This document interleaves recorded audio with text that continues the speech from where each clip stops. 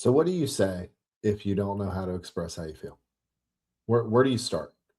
And I think the thing for men to know is that start with honesty. You don't need to have the it doesn't need to be the most polished way of saying things. Um, it just needs to be what you are feeling. And when you do this at first, it's going to be challenging. You're going to feel awkward. You're going to feel uneasy.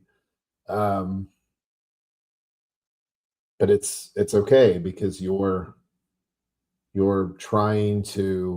um, trying to express yourself in a way that you really probably haven't spent much time trying to do. So the fact that you're even trying to do this is huge. Also, you don't need to be precise with everything that you're feeling. You can name the emotions that you think that this represents. And I say emotions because I'll tell you, for a long time, I didn't, you know, I didn't really pay attention to like if I felt multiple things at once. Like whatever the dominant feeling was, that's what I was. If I was sad, I was sad. If I was happy, I was happy. If I was angry, I was angry. There's usually a mix of emotions though. So just trying to like describe um your what you're feeling is challenging. Again, like this whole thing's going to be challenging, but it's also helpful. If you can't really put your finger on the feelings, just kind of describe the situation you're in. Like here's what happened. Here's what's happening with me right now. Like, but I think the big thing is like there isn't when you're especially when you're first trying to really do this, like there is no wrong way. Like you're just trying to get your feelings out. You're just trying to start describing what you're going through. And this, the other thing is if you've never done this, there's probably going to be feelings that welt up inside you that um that really like that are pretty intense because again, you've never really described them before. You've never really sat to feel them. Um and with the people, I mean, look, if you're opening up to somebody, and this is again, whatever the dynamics are, family, romantic relationships, your significant other, your friends, whatever. Um, ask for what you need. Say what you need. See, we all need help at times. Now, look, I understand for you could be feeling a multitude of things around that. That like, well, if I ask for something or say that I need something, that's a weakness, or you know, I'm feeling stuff, but if I ask for something, I'm gonna get made fun of. I'm gonna get ridiculed. And I'm gonna tell you, like, if you're just starting to do this, you may find out that the person that you're opening up to isn't somebody you can open up to. That teaches you right now that you know what, this person doesn't necessarily mean you got to cut them out of your life, but this isn't a person for me to express how I feel with. Now, once you know that, you do have to figure out what to do with that. And sometimes it's pretty easy to like adjust how much people have access to you or how much say or how open you are with people. Like sometimes it's pretty easy to do because like you'll say something, you'll be like, yeah, well, you're a friend of mine or you're a family member that I don't necessarily see all that much. I can just distance myself from you and not really like keep things a little bit more surface level. Sometimes, yeah, it will be somebody that you thought you had a really close relationship or should have a close relationship with. And I and there's going to be a fine line and nuance of in those close relationships what you hope happens is that you describe how you feel, you continue to work at this, and then they start to understand.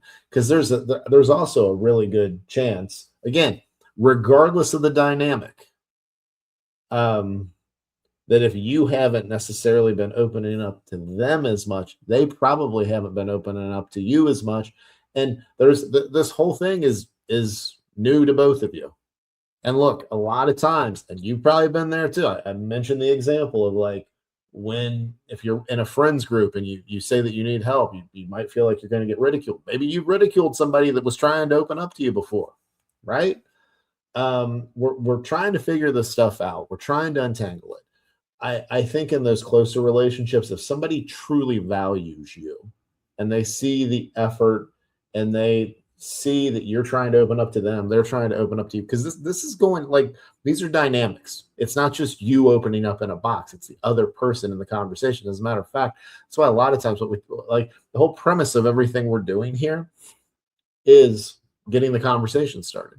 Welcome to the conversation. Get these conversations going, right? I talk about this. If you're, if you're a guy watching or listening to this, this is for you to talk to the people in your life, start these conversations. If you have men in your life, this is for you to help, start and continue with these conversations. And if you have somebody that has very close access to you, but they continue to not value the fact that you're opening up and being vulnerable, at some point you are going to decide that you've got to distance yourself. Maybe not cut them out completely, but you may have to. And does that mean your significant other? It can. It can eventually. I'm not saying, and again, this is why I like talking about this stuff in more of a podcast, longer format, because we can get into nuance. It's not like, well, they're not hearing me, they're disrespecting me. I'm cutting them out completely. Life doesn't work that way. But eventually you do have to look at it and say, look, I got all this experience and I have this experience with this person and continual examples of them just not refusing to hear me and refusing to do anything on their end. I'm going to have to distance myself from them. I may have to cut them out of my life. It's a reality. Now, given dynamics, families, that can be tough. Your significant other,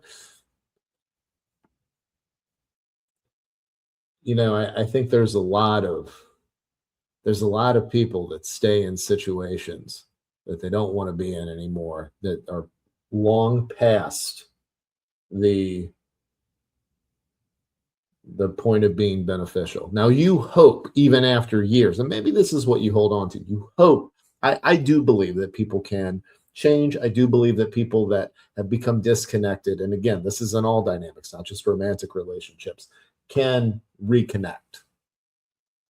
But you also have to look at it, and this is where you got to weigh things out and really look at things and see where a situation is. Eventually you got to look at it and say, if it's not changing, like, what am I doing here?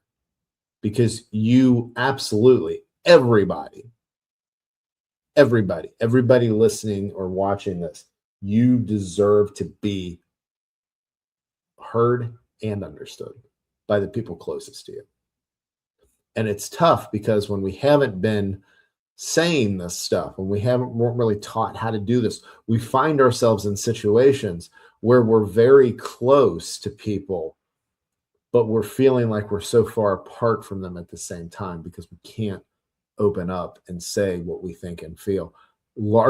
Partly because we don't really know how to do it. That's the kind of stuff that we're talking about here. Like you practice this, but you say it. There's no like you just get it out. And you're going to feel a lot of emotions. And I feel like I say, we talk about anger a lot because anger is an emotion that a lot of men, like we can identify that. And so can the people that have been close to us in life, right? Anger is something we can feel, but anger is something that we have to figure out how to channel into something productive, because left to, not working through it and channeling it into something, it's a very destructive emotion. And I think many people already know that. Now, I say this in most of the content. I definitely, I think therapy is huge. If you have a productive working relationship with a therapist, which is not only having somebody to talk to, but having somebody that when they having such a rapport or relationship with them, that they can call out your blind spots in a disarming way, and you then are aware of the things that you either don't see or don't want to see, consciously or not. And then most importantly, and this is where like my talk on, like, I think there's a perception on therapy that it's just you just sit there and tell somebody your problems.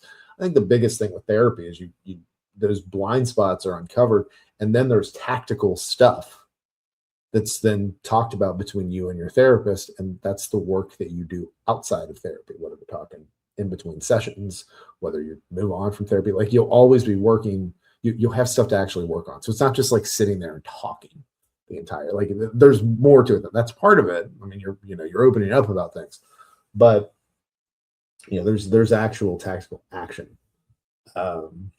with this too.